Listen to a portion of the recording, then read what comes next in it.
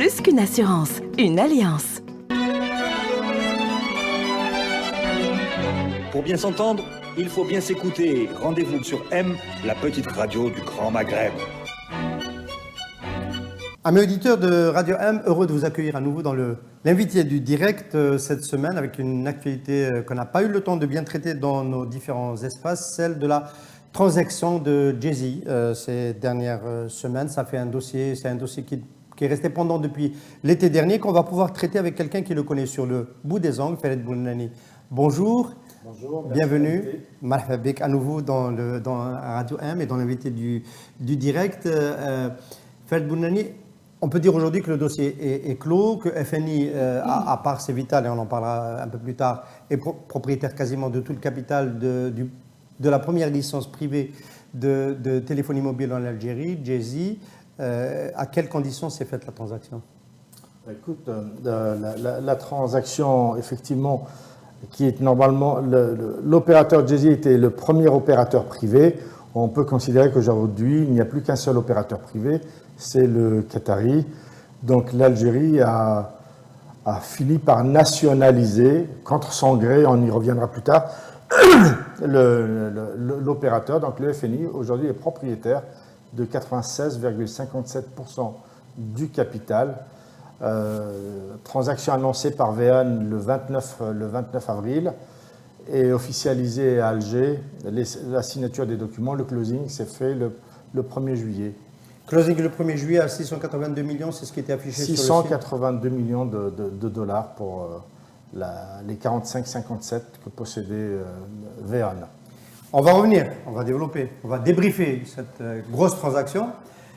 Auparavant, pour que nos auditeurs comprennent pourquoi on est bien content à Radio M d'accueillir Khaled Bounani. Khaled Bounani, tu as accompagné depuis le début l'histoire de cette licence, puisque tu as conseillé une des banques d'affaires qui était censée accompagner un des souscripteurs pour l'acquisition de cette licence, Orascom à l'époque. Et là, la banque d'affaires, c'était Société Générale Algérie. Donc depuis 2001-2002, sur le dossier. Oui, depuis 2001. À l'époque, j'étais banquier conseil Société Générale. Et donc la Société Générale avait obtenu un mandat d'acquisition de la part d'Orascom Telecom Holding. Suite à l'acquisition, suite à l'obtention de la licence, il y avait eu d'autres missions, notamment participer à la géographie du capital en accueillant des partenaires algériens, qu'ils soient publics ou privés, opération qui, à l'époque, n'avait pas obtenu de grands résultats en dehors d'un seul investisseur. Tous les autres avaient renoncé à l'opération. Le seul investisseur qui était présent au capital, c'était Cevital. Issa Drebrab a souhaité accompagner l'émergence de ce nouveau métier qui voyait le jour en Algérie. Est-ce qu'il était possible à l'époque d'avoir d'autres actionnaires dans le tour de table, ce nouveau entrant égyptien? Pour ce qui me concerne, j'avais pris contact avec Sonatrach, Sonelgaz, la SNTF, parce que ces trois-là avaient des réseaux privés qu'ils pouvaient mettre à disposition. On parle de fibre? Oui, leur réseau interne filaire. Pour le backbone, ça permettait à l'opérateur de gagner du temps et puis d'avoir dans son actionnariat une composante publique. Et quel public? Quand on parle de Sonelgaz, Sonatrach, SNTF, les trois n'ont pas souhaité poursuivre. Ensuite, il y a eu quasiment tous les plus grands privés qui, pareil, n'ont pas souhaité participer à l'opération. De ce fait, contre son gré... En 2001, Khalifa existait déjà, hein?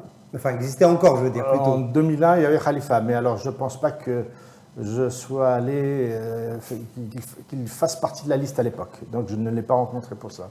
Mais à ma connaissance, la plupart des autres, oui. Et Orascom souhaitait, comme tous les pays dans lesquels ils interviennent, avoir une composante partenariat local importante, ce qui n'a pas été possible, donc ils se sont retrouvés hégémoniques à 96 et quelques % du capital. Alors, Khaled Bounani, toujours proche du dossier, en 2014, au moment où il y a eu le rachat par le FNI de 51% du capital? Alors, ça c'est le dénouement, mais avant le dénouement, il y a eu la volonté d'un espèce de droit de préemption quand Orascom, après les litiges, Naguib Sawiris, après les litiges qu'il a eus avec l'État, a souhaité dans un premier temps vendre à l'opérateur sud-africain, MTN, laquelle opération n'a pas abouti parce qu'au niveau politique de mémoire, Jacob Zuma avait demandé à MTN de renoncer à ce dossier pour ne pas froisser les amis algériens. Donc il y a eu quelques pourparlers, et comme ça restait bloqué, Sawiris avait décidé de vendre aux Russes qui, eux, ont de l'appétit pour les dossiers à contentieux.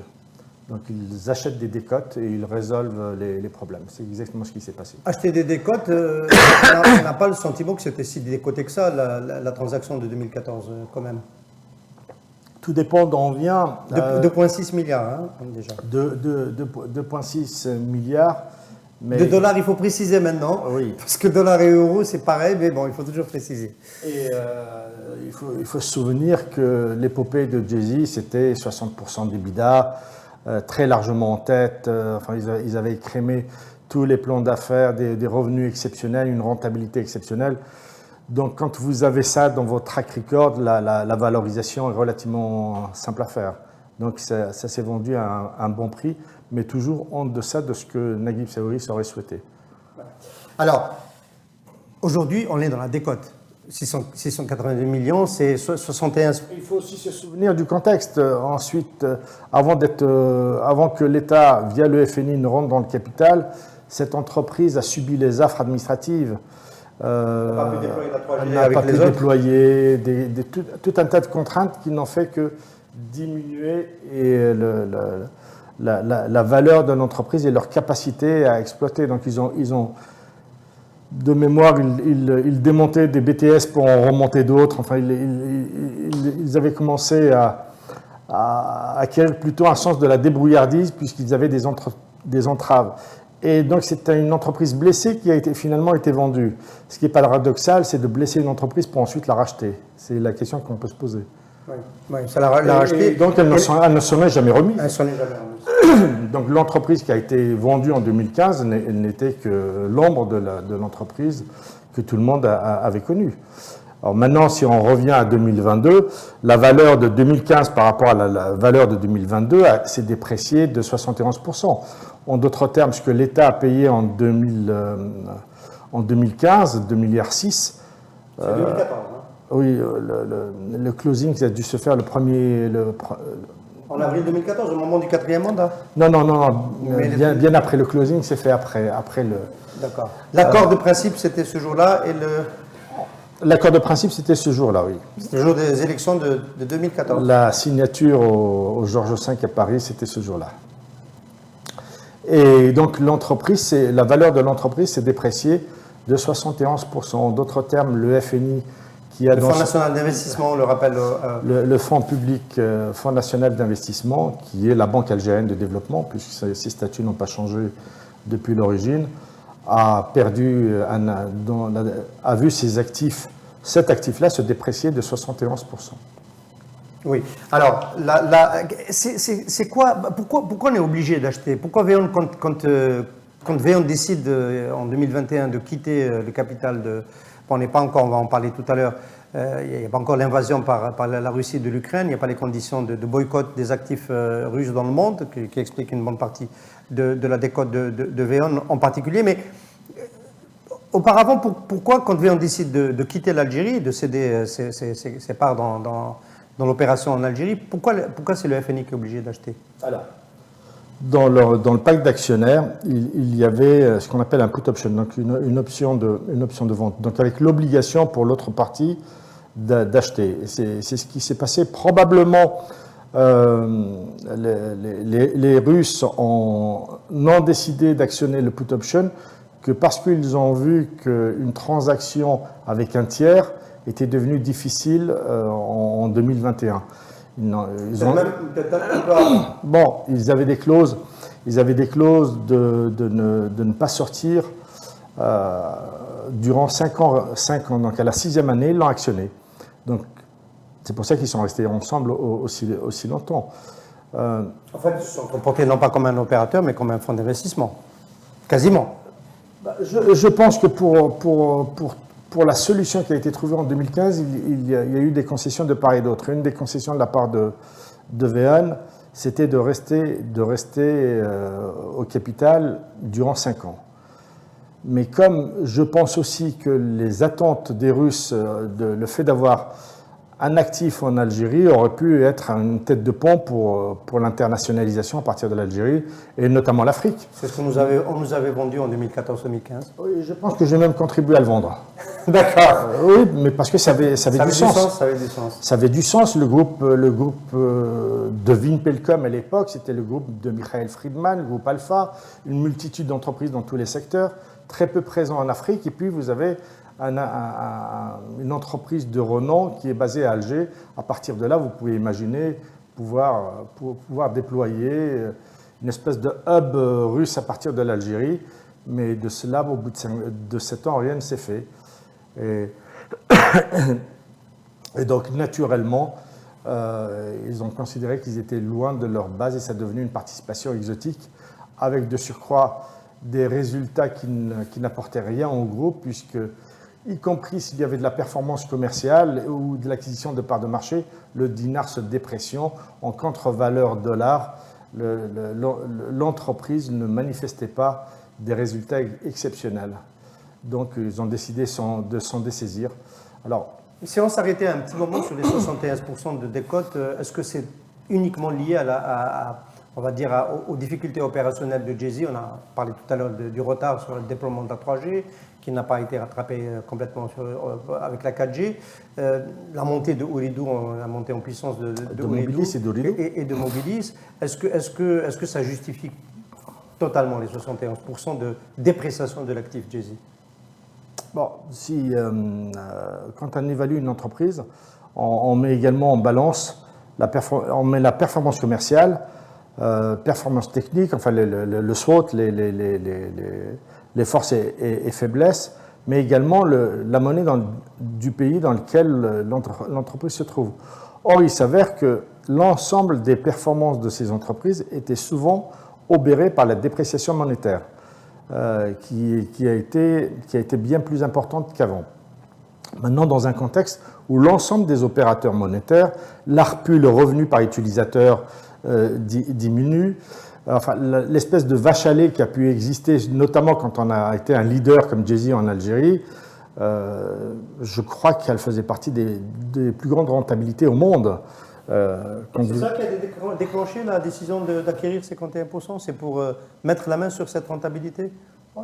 C'est une combinaison de plusieurs facteurs. Il y a eu le dossier Lafarge qui faisait intervenir les mêmes actionnaires, qui était extrêmement apprécié, et puis un sentiment de trahison est né. On peut le rappeler en 2 minutes pour nos amis auditeurs, c'est le président Bouteflika qui ne voulait pas que Lafarge rentre en Algérie. Il y avait des processus de privatisation ou de contrat de management. D'ailleurs, je crois qu'ils avaient déjà obtenu un contrat de management auprès de JK à la cimenterie de Meftah, mais pas d'actifs en Algérie. Et finalement, Orascom, Lafarge, qui a une histoire en Algérie, puisqu'il était présent en Algérie du temps de la colonisation, a réussi à revenir en Algérie via la bourse du Caire en s'emparant de la branche matériaux de construction du groupe Orascom, lequel même groupe Orascom... Le rachat de tout le groupe. Donc, dans le groupe, il y avait les actifs qui étaient présents en Algérie. Et puis, ce qui a étonné à Alger, c'est d'abord qu'on ne demande pas l'avis de l'Algérie. Bon, quand vous rachetez, si demain la Société Générale est absorbée par un grand groupe mondial, il ne demandera pas si l'Algérie est... C'est arrivé avec la fusion Holcim Lafarge, qui est en train de devenir Holcim d'ailleurs au niveau mondial. Oui, les Suisses. Oui.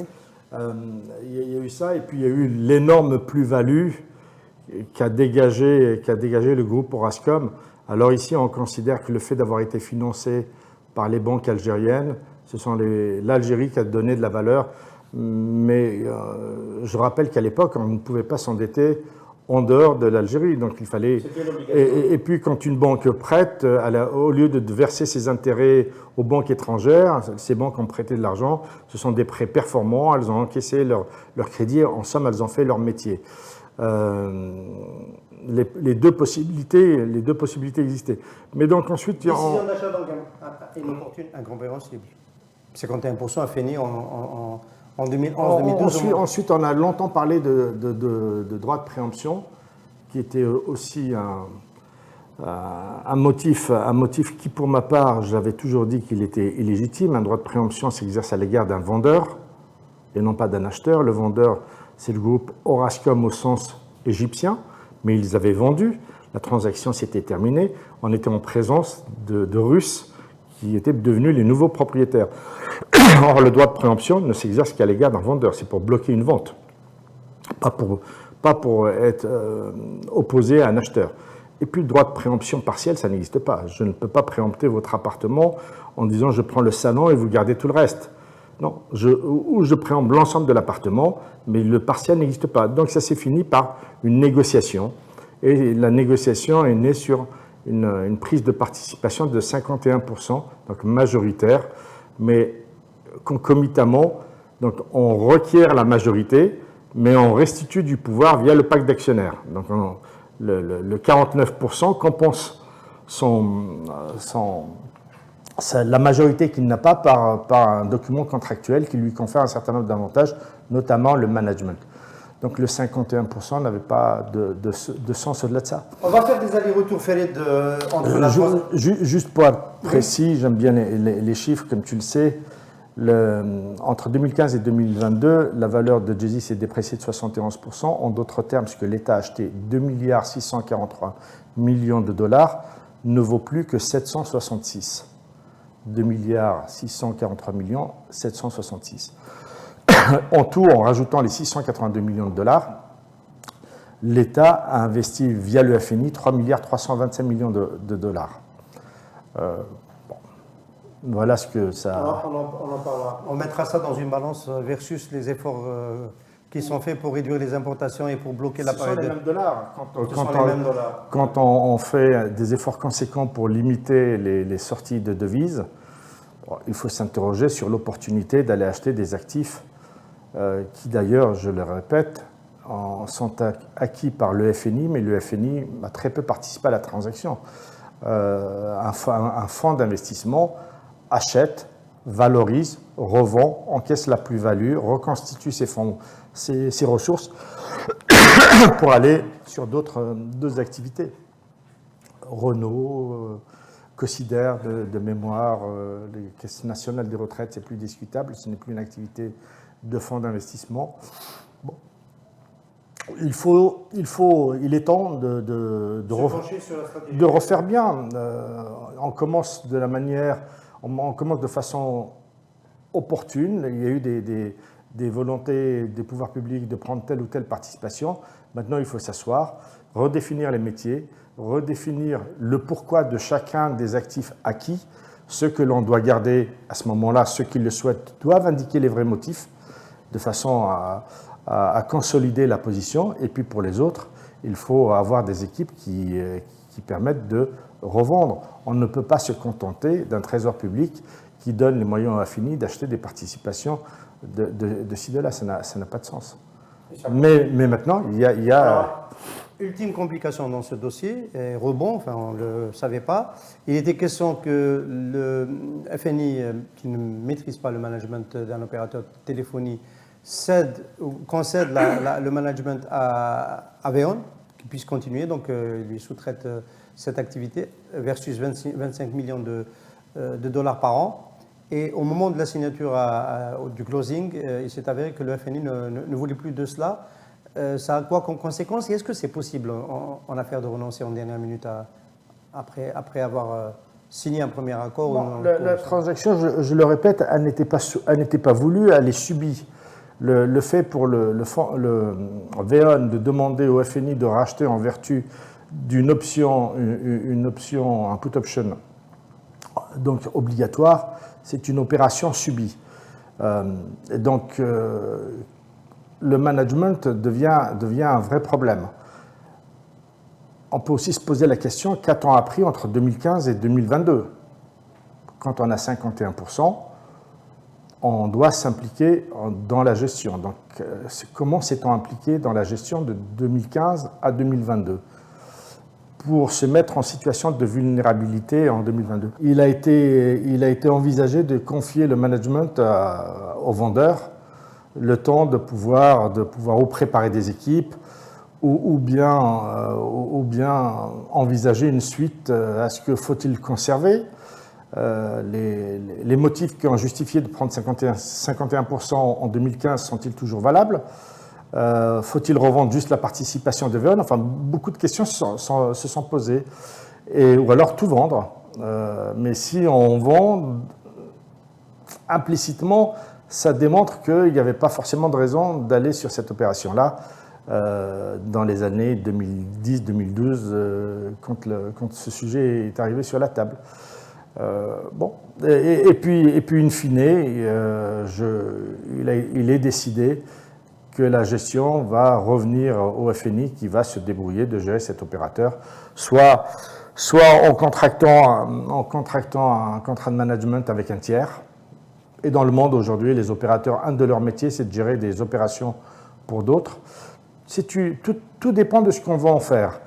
On veut garder pour revendre, bon, on a tout intérêt à l'embellir en ayant recours à un top manager mondial.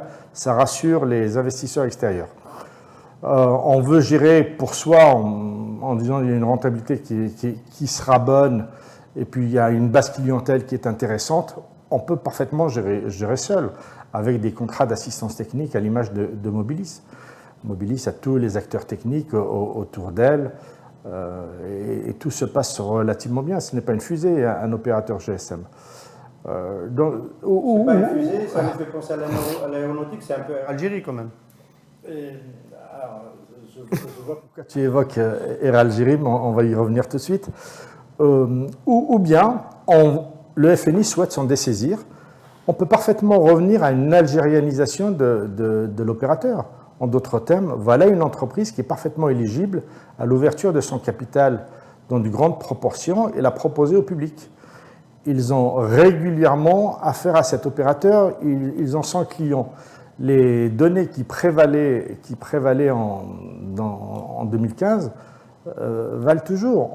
Le FNI peut parfaitement se dessaisir totalement ou partiellement de l'opérateur et les Algériens en devenir propriétaires. C'est le fameux concept d'algérianisation ou bien d'étatisation. En 2015, nous avons fait une étatisation. J'étais plutôt partisan pour ma part d'une algérianisation sans sortie de devise, en ouvrant le capital aux clients, au public, donc les clients, à la bourse d'Alger. Le fruit collecté servait à augmenter le capital et donc à renforcer les fonds propres et à désendetter l'opérateur. Il n'y avait pas de devise. Le choix qui a été fait était autre.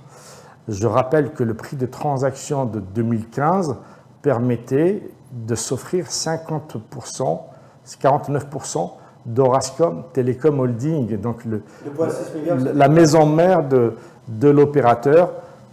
On pouvait être propriétaire de la moitié à la Bourse du Caire et donc de l'ensemble des filiales d'OTH sur l'Afrique essentiellement. Mais paradoxalement, en 2022, le groupe cette fois-ci, donc non seulement les filiales africaines, mais également l'ensemble des opérations mondiales du groupe VEON, qui est coté au Nasdaq aux États-Unis, à New York et à Amsterdam, avec 682 millions de dollars. Il faut rapprocher ça à la capitalisation boursière de VEON, qui est passée de 2,60 $ au plus bas à 0,24. Aujourd'hui, elle doit être à 0,44, ce qui veut dire l'action, ce qui veut dire que 682 millions de dollars a de quoi vous donner pratiquement les trois quarts de cette entreprise, à condition qu'il y ait la liquidité et des titres en vente. Il y a bon an, mal an. Personne n'a réfléchi à Alger pour aller plutôt acheter VEON que lui racheter sa part ici à Alger? En 2022, la question ne se pose pas. Vous avez un put option qui vous oblige, vous êtes obligé de souscrire à ce put option. Sinon, vous allez en arbitrage international et vous perdez. Et vous perdez en arbitrage international dans le cas. Bon, le passé, on l'a évoqué pour l'histoire, mais maintenant, que faut-il en faire? La gestion est possible. L'une des options les plus redoutées aujourd'hui, c'est qu'on tarde à trouver un opérateur qui accepte un contrat de management correct et qu'entre-temps, on commence à dériver dans le fonctionnement. Tu as parfaitement raison. Le laisser-aller est le pire. C'est-à-dire qu'il y a trois voies possibles pour moi. Soit on conserve, soit on algérianise, parce que le FNI n'a pas vocation à garder cette entreprise. C'est un fonds d'investissement, il doit reconstituer ses ressources.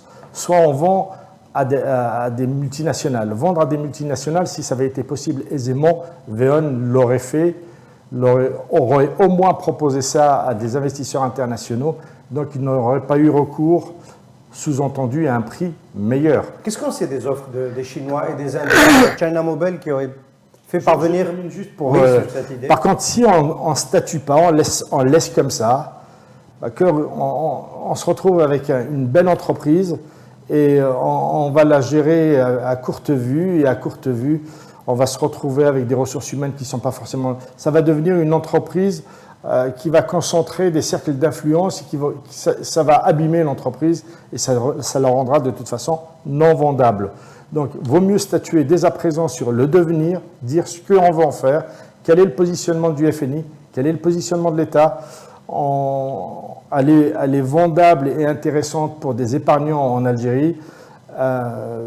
Il faut pouvoir statuer quel est le cheminement et le faire bien. Et vite. Surtout pas tergiverser. Mais en tout état de cause, on parle du patrimoine, parce qu'on parle de vendre, on parle des propriétaires, on parle des actifs, mais la question du management reste toujours posée. Si c'est le management chez Mobilis ne pose pas de problème dès lors que de l'assistance technique sur des sujets importants sont là. Nous avons les Chinois, nous avons les Suédois. Ils ont réussi le défi de la 5G, me semble-t-il, à Oran, qui est le grand défi de la décennie pour les opérateurs GSM. Jay-Z ou Rideau, pas encore, mais ce n'est pas simplement d'avoir l'offre technologique. Ensuite, il faut avoir les offres commerciales à destination des clients. Donc, tous ces défis-là, il faut savoir dans quel cadre on les fait. On peut s'adosser à des grands noms qui viennent gérer et ensuite se positionner sur l'acquisition. Mais le pire, c'est de ne pas savoir et de ne pas étudier sérieusement toutes les pistes et de laisser aller. Alors, ne pas étudier toutes les pistes, c'est ce qu'on a pu penser, reprocher au gouvernement lorsqu'il était supposé avoir reçu une offre de China Mobile via son ambassade et une offre indienne également. Je vois à quoi tu fais référence, mais une offre qui arrive à l'ambassade d'Algérie à Pékin, donc à une ambassade algérienne, et qui ensuite est transférée au ministère des Affaires étrangères pour aller peut-être au Premier ministère, où ça n'a pas de sens. Le propriétaire, c'est le Fonds national d'investissement. Les relations directes sont les mieux. Faut-il encore que le FNI, c'est ce que je viens de dire, ait indiqué quelle est la position future. Veut-il se dessaisir au profit des Algériens et se faire aider pour trouver des acheteurs étrangers, lancer un appel à manifestation d'intérêt, mais une offre spontanée telle qu'elle a été faite n'a pas de sens. Donc, n'a pas la bonne forme en tout cas. Tu ne peux pas me proposer d'acheter ma maison si je n'ai jamais indiqué que je voulais la vendre. Et encore, tu ne viens pas me la proposer à moi, tu demandes à mes parents ou à quelqu'un que tu connais, qui me connaît.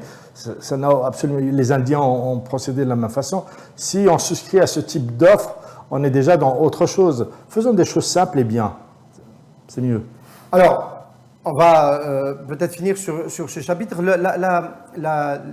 L'affaire Jay-Z nous a ramené un petit peu à la question de l'attractivité de l'Algérie et à la question des flux financiers entre l'Algérie et le reste du monde. Enfin, là, on a un acteur qui va quitter l'Algérie. C'est jamais une bonne nouvelle. On aimerait bien que ce soit le mouvement inverse qui se maintienne et qui surtout se développe. Et il a été très faible depuis très longtemps. Il y a une problématique qui est née ces derniers jours, on va terminer cet entretien sur cela, sur le financement des nouveaux grands projets d'État. On voit en filigrane arriver le Garage Billet, le port-centre qui doit trouver son modèle de financement, le grand projet phosphate dans l'est du pays. Mais en tout premier lieu, déjà le 1000 mégawatts solaires et les souscripteurs, plus d'une quarantaine, ont demandé à ce que le financement de ce projet puisse se faire à partir de l'extérieur, compte tenu des conditions de financement qui sont plus avantageuses, à la fois pour les délais de maturation des crédits que pour le taux d'intérêt. Ma question, c'est est-ce que, d'abord, ce différentiel il va continuer à opérer, c'est une manière de revenir à l'actualité, avec les 9,1% d'inflation qui a été annoncée hier pour le mois de juin aux États-Unis, est-ce que la remontée des taux ne va pas finalement faire que le financement extérieur va devenir beaucoup plus cher et donc moins attractif pour le financement de ces projets? Deuxième volet de la question, Farid Bournani, est-ce que c'est le moment quand même de basculer vers ces financements-là, sachant que l'épargne mobilisable par la place financière d'Alger n'est pas en mesure d'accompagner peut-être les 15 000 mégawatts, les 15 gigawatts prévus dans les 3-4 prochaines années? Bon. Les 1000 mégawatts font suite à plusieurs opérations. L'Algérie s'est lancée, a voulu développer les énergies renouvelables depuis 2011. Force est de constater qu'on n'a pas beaucoup fait depuis 2011. Nous sommes en 2022. Il y a eu quelques paquets de mégawatts qui ont été faits via la société publique Sonelgaz, SKTM, mais qui a fait du back-to-back avec deux opérateurs, l'un chinois qui doit s'appeler Yingli et puis Bell Electric, l'allemand. C'était des opérations d'apprentissage, mais quand tu fais du back-to-back, tu n'apprends pas grand-chose. Donc, comptablement, tu as 400 mégawatts ou de plus, mais ce n'est pas significatif. Ensuite, on a demandé à une autre société à nouveau d'apprendre. On a considéré que Sonelgaz et sa filiale, ce n'était pas le bon vecteur.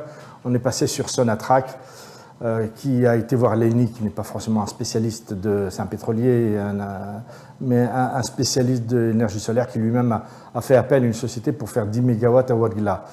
Ensuite, on s'est perdu sur 4 gigawatts, 4000 MW à faire d'un seul coup, ce que personne n'avait fait au monde. 4 gigawatts à l'époque, c'était 6 milliards de dollars qu'il fallait mobiliser. Personne n'a jamais fait ça.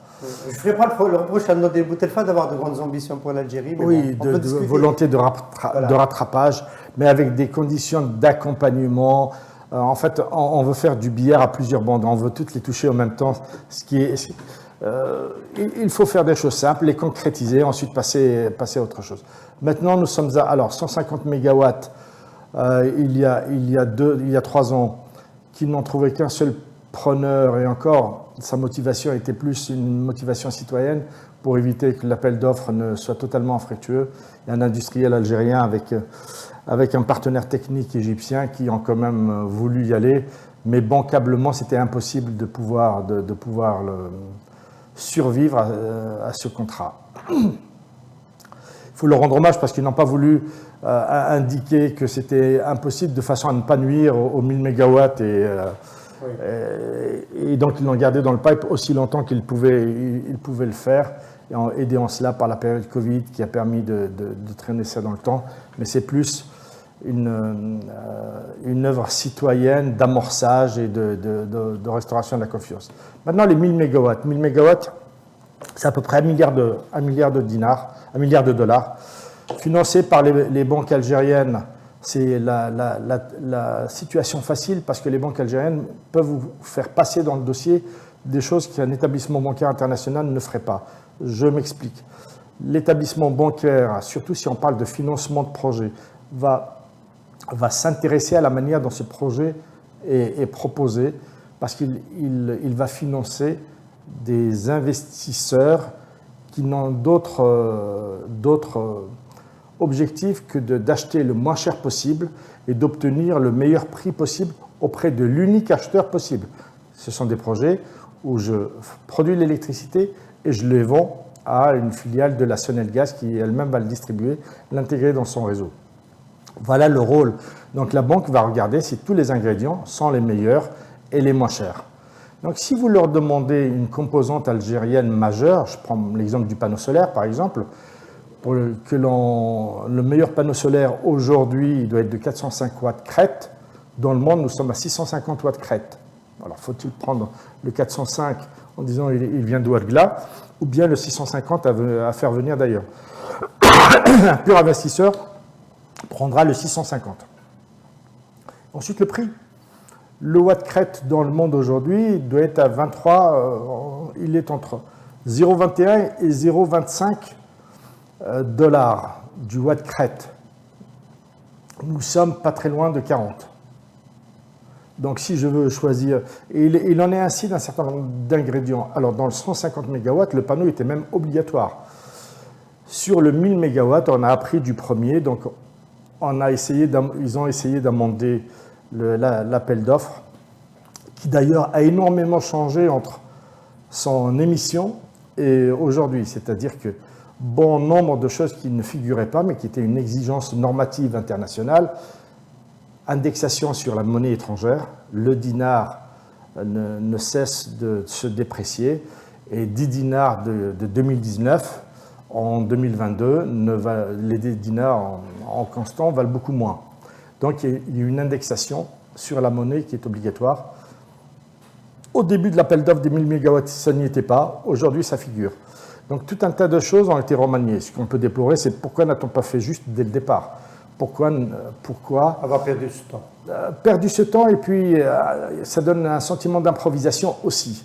Si on peut faire bien dès le départ, on ne peut pas tout maîtriser, mais les choses maîtrisables, c'est des choses normatives, il faut les faire. Il ne faut pas chercher à essayer de placer du particularisme. Maintenant, le taux d'intégration, c'est 30%. À vous de choisir comment vous allez les calculer. Câblerie. Mais si vous n'y arrivez pas... Mais structure aussi, métallique. Mais si vous n'y arrivez pas, il ne faut pas que ça soit bloquant. C'est-à-dire qu'à un moment donné, il faut que l'investisseur soit libre de choisir pour lui-même. Et de toute façon, même s'il concède des choses qu'il n'aurait pas dû, les prêteurs vont l'obliger, ils ne financeront pas le projet. Ça, c'est sur la partie technique. Chacun Et donc, si j'ai bien compris, Farid Boudjani, sur tout cela, une banque algérienne sera plus accommodante. Une banque algérienne sera plus accommodante. Ou un consortium de banques, d'ailleurs, on est plus près de tout à fait, pour ces montants-là. Syndication. Ou alors, on n'est plus dans du financement de projet, on dit vous choisissez ce que vous voulez, mais vous me donnez des garanties par ailleurs, des garanties corporate. Or, le fait de donner des garanties corporate affaiblit la capacité de l'entreprise, de la maison mère, à pouvoir initier d'autres projets. Sa capacité d'endettement sera diminuée des garanties. Parce qu'elle a hypothéqué des actifs qui ne pourraient pas le faire. Elle a une capacité d'endettement globale qui a été obérée parce qu'elle vient d'accepter. Ce type de projet, c'est uniquement des financements de projets. Maintenant, quel est le deuxième obstacle pour l'Algérie ? C'est les montants chaque année, ça sera extrêmement difficile, voire impossible, et puis c'est pas sain, et puis la durée. Chaque année, c'est-à-dire à peu près 800 millions de dollars Non, on est sur aujourd'hui plutôt d'1 milliard de dollars. Parce qu'il y a quand même les fonds propres. Oui, tout à fait. Ensuite, la durée, la maturité des financements. Nous n'avons pas de ressources longues, donc des financements sur 10 ans sont difficiles. Le projet, lui, va sur 25 ans. Je vends de l'électricité durant 25 ans à un prix indexé, mais c'est la durée. Les financements nécessiteront minimum 7 à 10 ans. Dès lors que le prix génère une marge, et c'est le rôle de l'acheteur de faire baisser le prix, et c'est le rôle de l'investisseur d'essayer d'obtenir le prix le plus élevé, on ne peut pas imaginer amortir le projet sur 5 ans. Donc on est sur des emprunts long terme. Les emprunts long terme, les banques n'ont pas de quoi s'adosser sur des ressources long terme. Nous n'avons pas de ressources long terme en Algérie. Personne n'a jamais posé de banque caisse à 10 ans dans une banque. Donc, par contre, à l'étranger, ces instruments long terme, ils les ont.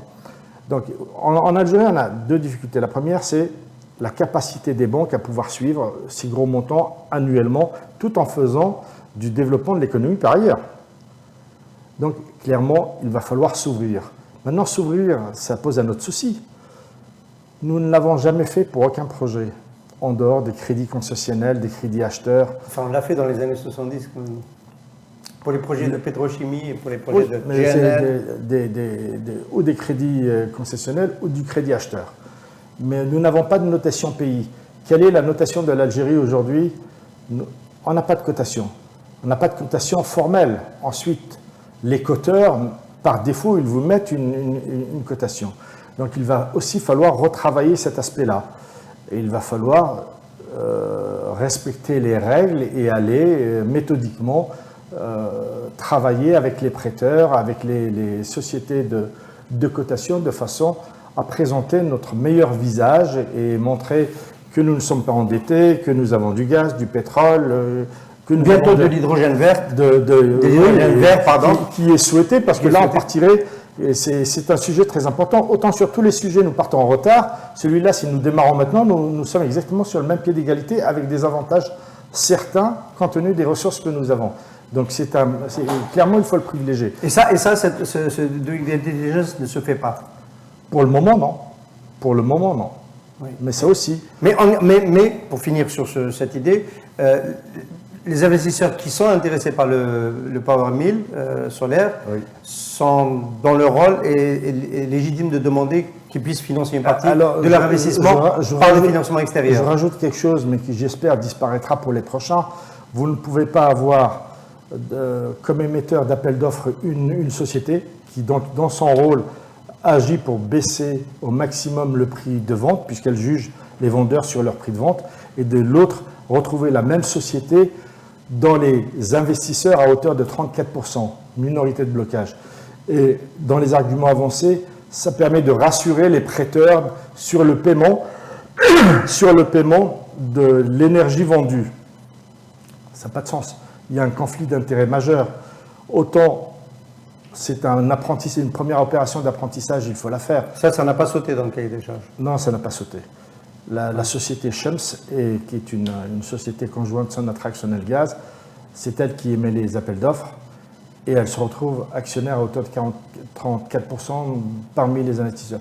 Il faut laisser les investisseurs choisir. Et puis on ne dit pas, ça rassurera les investisseurs. Je n'ai pas besoin de rassurer si mon pays est solvable. Plus je rajoute des éléments, plus à la limite je deviens inquiétant. Mais par contre, le conflit d'intérêts, il est évident pour tout le monde.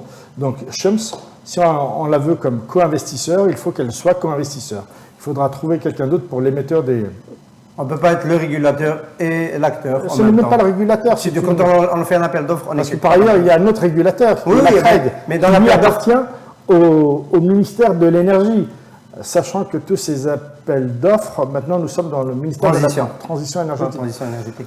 Bon, il faut bien commencer. Nous sommes optimistes. Il faut que ça sorte. Il faut que les prochains arrivent. Mais il faut quand même rationaliser. Et la réflexion en amont est toujours très importante. Farid Bourjani, merci beaucoup. Merci de nous avoir éclairé de toutes ces informations, de toutes ces analyses sur à la fois la transaction de Jay-Z et sur cet appel d'offres des 1000 MW solaires. Merci à nos amis auditeurs de nous avoir suivis. N'oubliez pas de nous suivre sur nos différentes plateformes d'information radio1.net et maghreb-émergent.net. Et n'oubliez pas de vous abonner à la chaîne YouTube de Radio M. À bientôt. Plus qu'une assurance. Pour bien s'entendre, il faut bien s'écouter. Rendez-vous sur M, la petite radio du Grand Maghreb.